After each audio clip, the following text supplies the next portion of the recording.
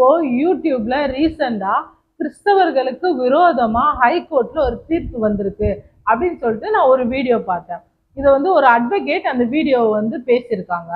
அது என்னன்னா, சலுகைக்காக மதம் மாறியவர்களுக்கு சம்மட்டி அடி அப்படின்னு சொல்லி போட்டிருக்காங்க. எனக்கு அதை கேட்கும் போதே எனக்கு சிரிப்பு தான் வருது. சலுகைக்காக மதம் மாறியவர்கள் அப்படின்னு சொல்றீங்க. யாரு சலுகைக்காக மதம் மாறினவங்க? நானும் மதம் மாறினவங்க தான்.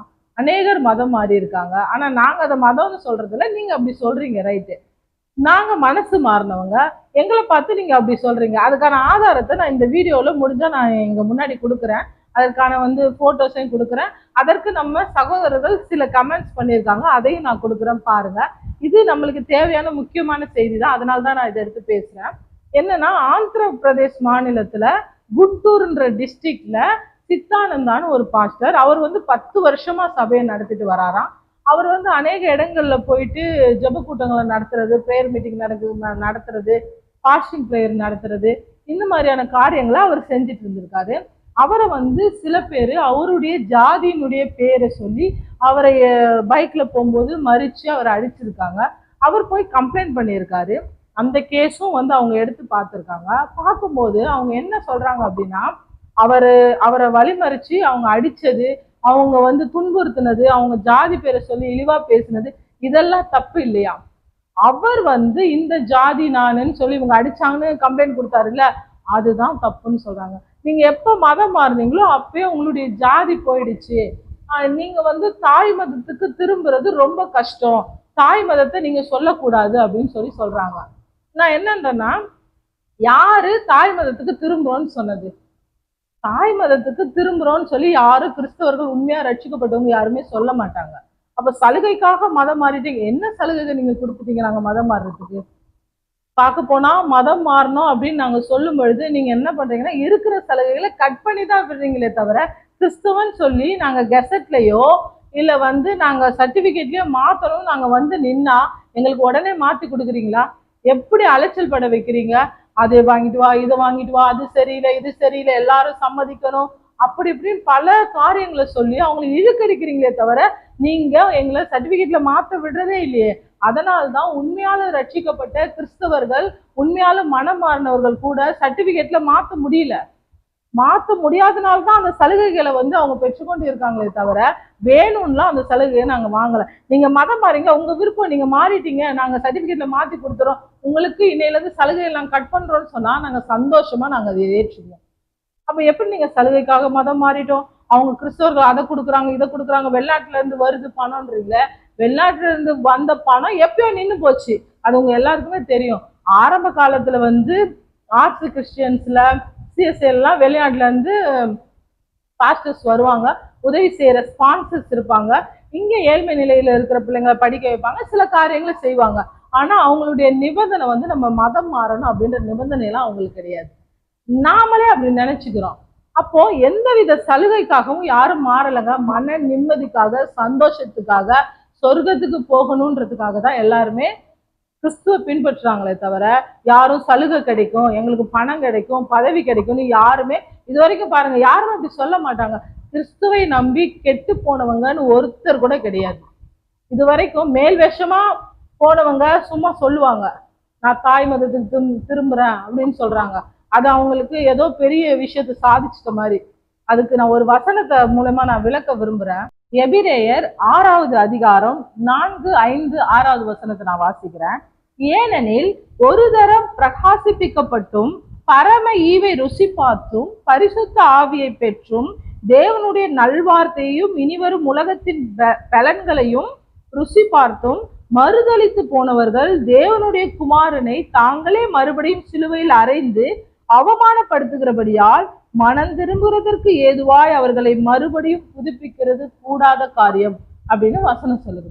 அப்போ ஒரு முறை இயேசு கிறிஸ்துவை அறிந்து கொண்டு அவருடைய வார்த்தைகளை பெற்றுக்கொண்டு பரிசுத்த ஆவியானவரை பெற்றுக்கொண்டு பரிசுத்தமா வாழ முயற்சி செய்து கொண்டிருக்கிற ஒவ்வொரு சகோதரனும் ஒவ்வொரு சகோதரனுடைய வாழ்க்கையில நிச்சயமா நம்முடைய இயேசு கிறிஸ்து பலவிதமான அற்புதங்களை செய்திருப்பார். அவங்களுடைய ஆத்மாவுல முக்கியமா என்ன வரும்னா சந்தோஷ சமாதானம் வரும்.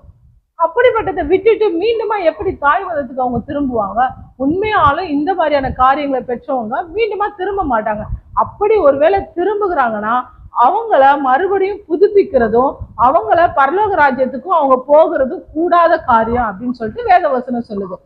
2 பேதுரு 2வது அதிகாரம் 20வது வசனம் சொல்லுகிறது, கர்த்தரும் இரட்சகருமாய் இருக்கிற இயேசு கிறிஸ்துவை அறிகிற அறிவினாலே உலகத்தின் அசுத்தங்களுக்கு தப்பினவர்கள் மறுபடியும் அவைகளில் சிக்கிக்கொண்டு ஜெயிக்கப்பட்டால் அவர்களுடைய பின்னிலைமை முன்னிலைமையிலும் கேடுள்ளதா இருக்கும் அப்படின்னு வசனம் சொல்லுது. ஏற்கனவே உலகத்துல பாவத்துல அசுத்தத்துல தவறான காரியங்கள்ல விழுந்து கிடந்தவங்க இயேசு கிறிஸ்துவனுடைய உபதேசத்தை அவருடைய வார்த்தைகளை கேட்டு மனம் திரும்பி பரிசுத்தமாய் வாழ தங்களை ஒப்பு கொடுத்தவர்கள் மீண்டுமா இப்ப இவங்க சொல்ற மாதிரி தாய் மதம் திருமணம் அப்படின்னு சொல்லும்போது மீண்டுமா அங்க வந்து மறுபடியும் பாவத்துல விழுந்து தங்களுடைய பழைய நடவடிக்கைகளே அவங்க இருப்பாங்களான்னா அவங்களுடைய பின் நிலைமை, இதுக்கப்புறம் வரப்போகிற நிலைமை முன்னிலைமை காட்டிலும் இயேசு கிறிஸ்துவ அறிகிறதுக்கு முன்பதாக அவங்க பாவத்திலையும் அசுத்தத்திலையும் ரொம்ப கஷ்டமான சூழ்நிலை இருந்தாங்க பார்த்தீங்களா, அதை விட மோசமான சூழ்நிலைக்கு போயிடும் அப்படின்னு வேதவசனம் சொல்லுது. ஏங்க கிறிஸ்தவத்துல என்ன சொல்லி கொடுக்குறோம்? தவறான காரியங்களை சொல்லி கொடுக்குறோமா? இல்லையே. எனக்கு ஒண்ணு புரியல, எதுக்காக கிறிஸ்தவர்களுக்கு எதிரான தீர்ப்புகளே சொல்றீங்க, எதிரான காரியங்களே ஏன் பேசுறீங்க? நல்ல காரியம் தானே சொல்லி கொடுக்குறோம். நல்லதுக்கு நாட்டுல காலம் இல்லைன்னு சொல்லுவாங்க, சத்தியத்துக்கு உண்மைக்கு நல்லதுக்கே காலம் இல்லை அப்படின்னு சொல்றாங்க. அது உண்மைதான் போல இருக்கு. நல்லதுன்னு சொன்னா இந்த வேத வசனம் தான், நல்லதுன்னு சொன்னா இந்த சத்திய வார்த்தை தான், இதுக்கு ஏன் காலம் இல்லை? மீண்டுமா நான் அறிவுறுத்த விரும்புறது என்னன்னா, தேவனுடைய அன்பை ருசித்து பார்த்தவர்கள், அவருடைய அன்பினால மனம் மாறப்பட்டவர்கள் மீண்டுமாய் தாய் மதத்துக்கு திரும்ப மாட்டாங்க. சலுகைக்காகலாம் நாங்க வரல. அந்த சலுகையில எங்க தேவன் வானத்தையும் பூமியையும் சர்வத்தையும் படைத்தவர் அவர் தான். அது அவரே எல்லாவற்றையும் கொடுப்பாரு. அப்ப நாங்க அதுக்காகலாம் மீண்டும் நாங்க வரமாட்டோம். ஆனால் நீங்க கவலைப்பட வேண்டிய அவசியம் இல்லை. சொல்லிட்டாங்க, மீண்டும் வரணும்னா 3 வகையான காரியங்களை நீங்க நிரூபிக்கணும். என்ன நிரூபிக்கணும்?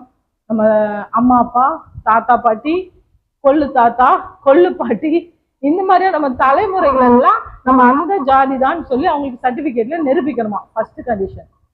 2வது கண்டிஷன், அதுக்குரிய அவங்க சொல்ற லாவுக்கெல்லாம் கட்டுப்பட்டு அவங்க சொல்றதெல்லாம் நம்ம செய்யணுமா, 2. 3வது கண்டிஷன் என்ன சொல்றாங்கன்னா, நாம தாய் மதத்துக்கு திரும்பும் பொழுது நம்ம உறவினர்கள்லாம் ஒத்துக்கணுமா, நம்மளை ஏத்துக்கணுமா, அப்பதான் தாய் மதத்துக்கு திரும்ப முடியும். இது வந்து பொதுவா கிறிஸ்டியனுக்கு மட்டும் இல்லை, எல்லாருக்கும் அப்படின்னு சொல்லி சொல்றாங்க. மீண்டுமா நான் வலியுறுத்த விரும்புறது என்னன்னா, உண்மையா இயேசு கிறிஸ்துவ தன்னுடைய சொந்த ரட்சகரா ஏற்றுக்கொண்டு பாவத்துக்கு மரித்து நீதிக்காக வாழணும், பரிசுத்தமா வாழணும், தேவனுடைய பரலோக ராஜ்யத்தை விருப்பப்பட்டு அவங்க இயேசு கிறிஸ்துவ மனசார சொந்த விருப்பத்தோட ஏற்றுக்கொண்டு இருந்தாங்கன்னா யாரும் அந்த தாய் மதத்துக்கு திரும்ப மாட்டாங்க. நீங்க சொல்லுகிறதால இந்த சட்டம் செயல்பட வேலையே இல்லை. அதனால இனிமே சலுகைக்காக மாறின, பணத்துக்காக மாறுற, சாப்பாட்டுக்காக மாறுற, இதெல்லாம் நீங்க சொல்லாதீங்க. எல்லாருமே உண்மையான மனசோட தேவனுடைய அன்புக்காக தான் எல்லாமே மாறி இருக்கிறாங்க. நான் இதை பத்தி இன்னொரு வீடியோ நான் முன்னாடியே போட்டிருக்கேன், சாப்பாட்டுக்காக மதம் மாறல அப்படின்னு. நீங்க பார்க்கலன்னா அந்த வீடியோவும் போய் பார்த்துட்டு வந்துருங்க. இவங்க சொன்ன காரியத்துக்கு நான் கிளாரிபிகேஷன் நான் பண்ண விரும்பினேன், அதுக்காக தான் நான் சொல்றேன். கர்த்தர் தாமே உங்களை ஆசீர்வதிப்பாராக. நீங்களும் தொடர்ந்து கர்த்தருக்குள்ள நிலைத்திருங்க. ஆமென்.